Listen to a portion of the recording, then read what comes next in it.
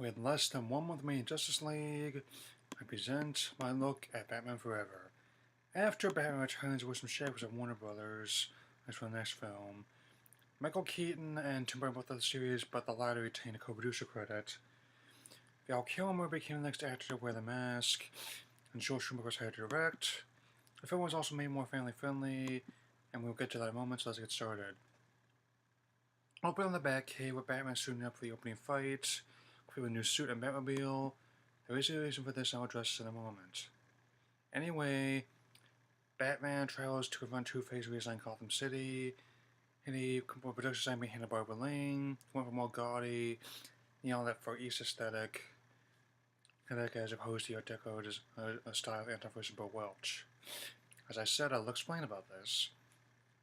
Apparently, this is done to make the film easier to market to merchandisers, didn't want to people having Batman Returns. The visual style, it's going to be sort of callback to the Trippy 60s TV show, was done to make more enticing for people to make toys and video games out of. We'll talk about this more in the review of the next movie, but it's not the first time it's after production. Nowadays, however, filmmakers try often and make the rating work with the production, so making balls for the most part. We see Harvey Two-Face, played by Tommy Lee Jones, and it's Men's security guard for trapping a bank vault to use bait for Batman. Batman then consults with Gordon, played by Pat Hengel, as well as Dr. Jason Meridian, played by very lovely Nicole Kidman. There's a banter between them all. Batman goes to engage Two-Face and his all the dressed thugs. The fight scene then is definitely furthers the parallels with the 60s TV show downplaying martial arts. Fist fights with campy using flashy gadgets. Schumacher appears he made films such as The Lost Boys, Original Flatlanders, and John Wish's Meditation of the Client. So definitely didn't have much experience with action of a $100 million comic book movie. Batman then finds a captured security guard, but it's a trap. Of course it's a trap. There's always a trap. There's even more traffic here in Al Akbar. Batman manages to free the guard and stop Two-Face from stealing the bank vault, but is unable to stop having himself with the chase on a very busy Gotham skyline. He then crashes into the helicopter saying, "You need help, Harvey. Bruce, you have a gift for understatement."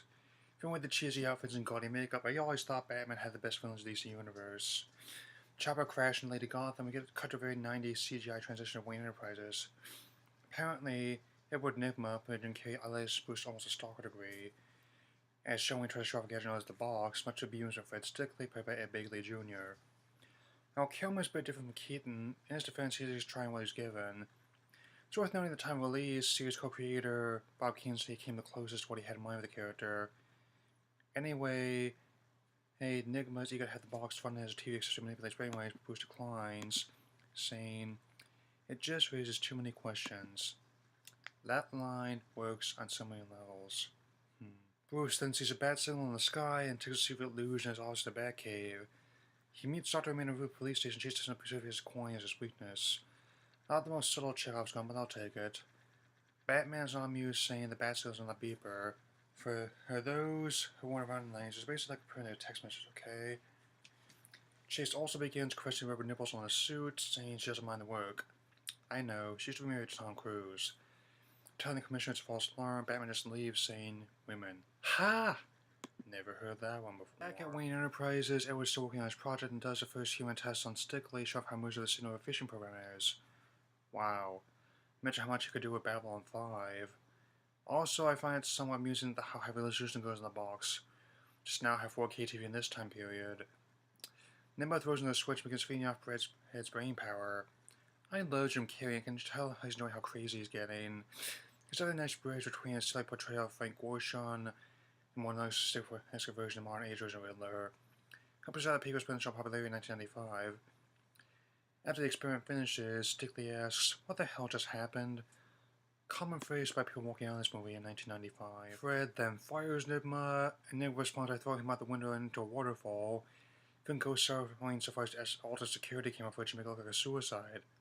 Wow, that escalated quickly. Bruce then watched a video of Two-Face's origin, who was scarred by glass acid by Salvatore Marines so quickly Batman couldn't save him. This is one of the many versions of Gordon's story shown in some of the early comic stories. Bruce then informed the accident when Enterprise and Bruce does a very good job covering his tracks with crocodile tears, giving little Bruce to solve. Bruce also insists on giving Stickley for benefits, even though suicide is usually covered.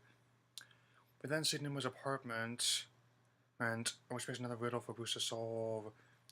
Amid a set that makes previous players seem to do by comparison. Seriously, it makes my set look like a Hilton. The next day, Bruce goes to see Dr. Meridian, who dismisses the sin as a wacko. Chase, you have a gift for understatement. We also see a Rorschach painting of Malaysian Dream Warden, who has protect people from bad dreams. Bruce then invites his Chase to charity circus with a very odd mix of old-fashioned antics and blockbuster action from the 90s. Two-Face crashes the party and demands Batman reveal himself within 2 minutes to blow the place up. Though Richard Grayson, played Chris O'Donnell, does manage to stop the bomb, his parents are killed by Two-Face. He seeks revenge, even though he's reluctant to stay with Bruce at first. He is enticed by a hamburger and a Vincent Black Knight motion I work on. Teenagers, alright folks? We then see Bruce's memory of his parents' murder and is having similar concerns about Richard due to repressed memories about his funeral. Oh. I don't know why, but there's just one Martha waving me in the versus and Batman v Superman hindsight. On that, now what may not seem like much now, I do get the script credit for at least trying to take storytelling characters of previous films. Batman then goes out on patrol, seeing the Bat Signal and leaves with very crazy courage on the streets of Gotham. See the Batmobile can and grapple and drive up walls vertically. A bit more amusing after being able to do that in the Batman Arkham Knight. Last thing I can say about other games made with this, they're kind of pretty much the Arkham series games. Two-Face decides to event with his lovers, Spice by David Mazar, and Joker by Drew Barrymore of all people. His dinners then crash by Riddler, despite being annoyed by him, the second McCrime's together and they have a common enemy in Batman. The box becomes a big hit, and the next numerous planets decides to upgrade ice to make more money. Are we, all joking aside, are we talking Nipotech or Apple here? After Bruce visits Chase again, which then discovers the Batcave and goes and enjoy the Batman set the song was nice on the soundtrack, smashed up by the Offspring while with Brandy. Batman then confronts him as reluctant how Richard has been dead against Two-Face. Bruce then goes to Gale unveiling of the new improved box, which can be fully interactive as holographs. Again, we're very close to having that technology in this time frame. As Bruce tries the machine, it wasn't happy that Two-Face crashed the party, entering that fight scene between Batman and Two-Face's thugs. Sounds a little, must have lost count how many times this and the Power Rangers movie been in rotation. Batman's nearly buried in a subway being built, but saved by Grayson in Solon's circus outfit. Still, he not only won't accept Richard as a war, but decides to tire himself. Richard leaves just as Chase comes over for dinner on Halloween. Bruce then confesses that even after all his time, he hasn't totally come to his parents' death since he got his back here as much of his hair when looking in the eyes of Bat. Hold that thought for a couple more movies. Ned West also discovered Bruce's identity, and he and Two-Face invade Wayne Manor, wound Bruce, kidnap Chase, and destroy all equipment in Batmobile. Never fails, just waxed it. With one last riddle, Bruce discovers the truth about Stick Lane used not only leather suit, but Grayson decides to help as Robin, combined with the might of the Batbird, designed Batwing against Riddler and Two-Face on Claw Island. They try to turn the Dementor King a battleship, but they reach out anyway for a joke inspired by the 1960s TV show. Holy rusted metal, Batman! Robin decides to show Two-Face mercy, but gets him captured as Batman cleanses Howard of Riddler's lair. As Batman confronts the Riddler, the Riddler offers Batman a choice to save either Chase or Robin, they want to let their hostage die. So basically, an earlier and sillier version of Joker's choice in Dark Knight. However, Batman presents his own riddle, uses some of his bad suit, he destroys the box and saves both Chase and Robin, using Two-Face's own weakness against him, plunging him in the water. Edward is then driven mad, sent to Arkham Asylum to care Dr. Burton, played by Renee Auberjonois of Star Trek Deep Space Nine fame. So, Odo is working at Arkham in this movie in a role named for Tim Burton. There are not enough fanfics in the world as crazy as that premise. So, we close on Chase leaving Gotham, who's been given New Jersey Wednesday night alongside Robin.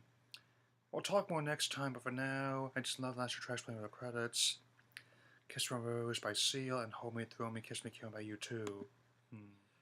That's Batman Forever. While it may not be my favorite film in the series in this day and age, it's at least watchable most given days for me. The camp and merchandising has been a bit of a deterrent, but many of the actions and small creative and visuals were pretty snazzy for the time overall.